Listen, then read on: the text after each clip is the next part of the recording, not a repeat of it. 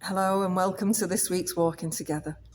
This week I want to talk about stories. What's your story? Your story matters. Your story is significant. I want to talk about a lady whose story is told in Luke chapter 8, starting at verse 40. This lady didn't seem to think her story was a big deal. But to God it was a big deal. To Jesus, it was a big deal. Jesus crossed the lake in a boat with his disciples. When he got to the other side, there was a crowd all waiting for him. In the crowd that day, there was a man called Jairus, and Jairus was the ruler of the local synagogue. People made way. Jairus came to Jesus, and he threw himself at the feet of Jesus, and he begged Jesus to come and heal his daughter. Sounds like he loved her very much. Jesus agrees. So off they set for the house of Jairus. Can you see the story? Can you see it unfolding? There's Jesus, and there's Jairus, and there's the disciples, and there's the crowd. The whole crowd comes too. They weren't going to miss out. And off they all set. They're going to see what happens. And they set off, and they're all walking now to the house of Jairus. Everybody in the crowd that day had a story. And probably had a need too. But there was one particular lady, and she had a need. And she was convinced that if she could just touch the hem of the garment of Jesus, she would be healed.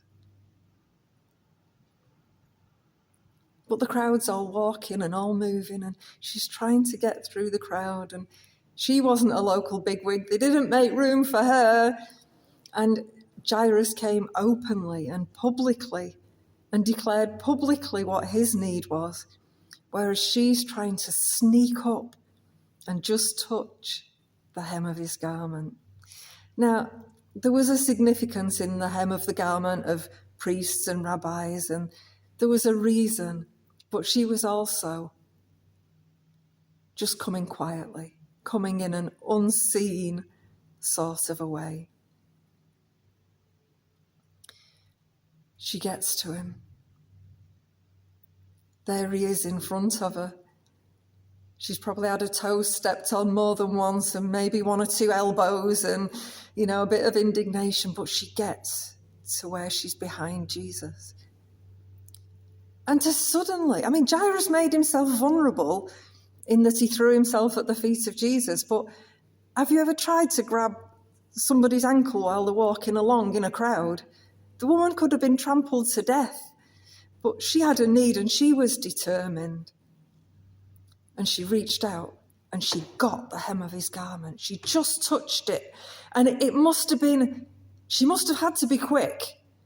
It was just touch it and get up again, because otherwise she would have been trampled. As soon as she touched him, she knew. She knew she was well. She knew that she'd got her healing. But Jesus felt it too. He felt it. And immediately he says, "Who touched me?" And everybody's looking at it. Wasn't me, was it you? Was it you? Wasn't me. What does he mean? And the disciples are saying, "Come on, Jesus, you must be kidding. There's people all around you. Lots of people will have touched you." And Jesus said, "No, I felt it. I felt the connection. I felt the power go out of me." Do you know, it says, if we draw near to him, he'll draw near to us. And if you cry out to God, he knows. Maybe nobody else knows. Maybe you feel as though you're lost in the crowd. But he knows. You might not immediately get the response that you were expecting, but he knows. She was trying to be quiet, but quite often we want a reaction. But Jesus knew. He could have sort of been focused just on where he was going. He could have ignored her.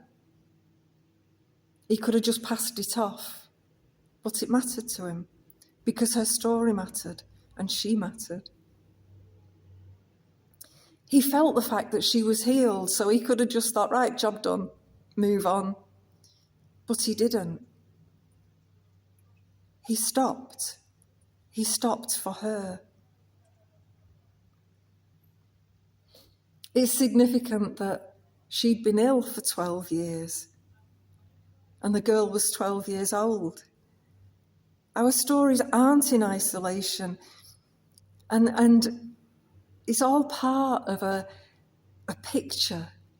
Our story is part of a bigger picture. Your story is woven into the story of eternity, and it's written in books in heaven. You know, he keeps a record of your story because he knows all about you, because he loves you.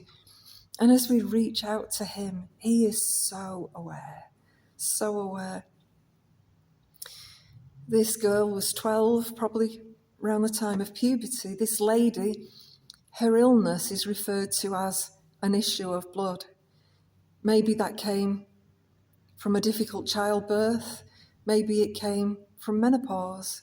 But again, there's kind of themes in the story. Jesus was on his way to see this little girl, and why would he stop for her? Maybe you feel that your story is overshadowed.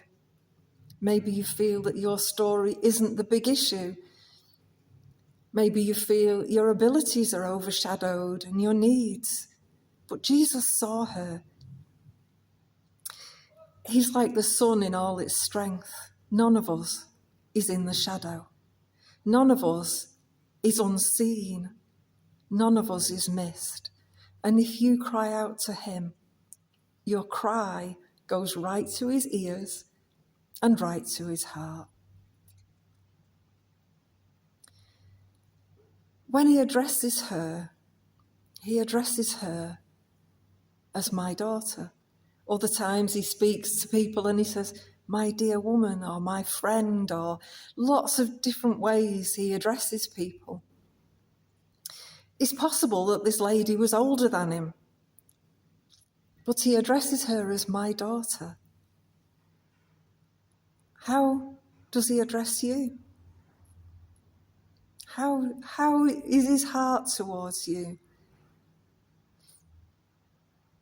I remember one time writing out a birthday card for my daughter, and I started on the envelope to put her name, Elizabeth. And then I started to add her pet names and the abbreviations of her name and all kinds of things. There are people in the Bible whose names were changed. Saul became Paul. Abram became Abraham. Jacob became Israel. Has God ever given you a name? Maybe more than once. Maybe you have family names. But I believe God has names for each of us and ways that he speaks to each of us according to our nature, according to our purposes. And he addresses her as daughter. I don't know why he called her daughter, but I think she did. I think it was significant to her. And I think it was part of her healing. He asked her to tell her story in front of the community, in front of the crowd, because he was restoring her to community. And this illness that she had, she would have been unclean and she would have had to stay out of community for a long time. And he wanted to restore her in relationship. But also, I think we see so many times that our emotions and our things that go on in our minds and in our spirits, they affect our body too. It affects people's heart. It affects their blood pressure. It affects our digestive systems. We don't know this lady's history. We don't know her full story. But I believe that Jesus did. And I believe that there was a reason that he addressed her as my daughter, his precious daughter. He wasn't being in any way patronizing or condescending when he called her daughter. It was part of restoring all that she was. He didn't just want to heal her medical condition. He wanted to restore all that she was. While they're still there, a messenger comes from the house of Jairus. The girl has died. I wonder how she felt. I wonder how the crowd reacted. She'd caused a delay. But do you know, we can feel that we have to micromanage, that it was her fault. It wasn't her fault. Jesus had time to stop for the one. He's able to hold all things in balance. We don't have to be in control of everything. We don't have to be responsible for everything and everybody. We can trust that he can do all things well. It wasn't by chance that Jairus' daughter and her story came together that day. Jesus said, "Don't worry, she will be made well." Many a time, Jesus is the only one that can make everything in a picture right. And sometimes we just have to trust him that he can do all things well. Maybe the crowd got angry. Maybe Jairus got angry. But the response of Jesus was, "Go in peace." And that's his word for you. Trust him with your story. Trust him with your past. Trust him with your needs, with your hopes, and with your dreams. Don't be afraid to reach out to him. Your story matters. Do you know this lady tried to go under the radar, but her story has encouraged generation after generation after generation. Testimony is powerful. Share your story. Your story is powerful, and God is able to use your story. He's able to deal with the fallout from your story. Your story can bring hope to the crowd. Your story can bring life to those around you, and your story is part of the bigger story, which is his story. Share your story with God. Share your story with the people that love you. Find out the stories of people around you, because stories make our heart known. Stories bring hope and testimony of the things that God is doing is very powerful. Amen. Go in peace.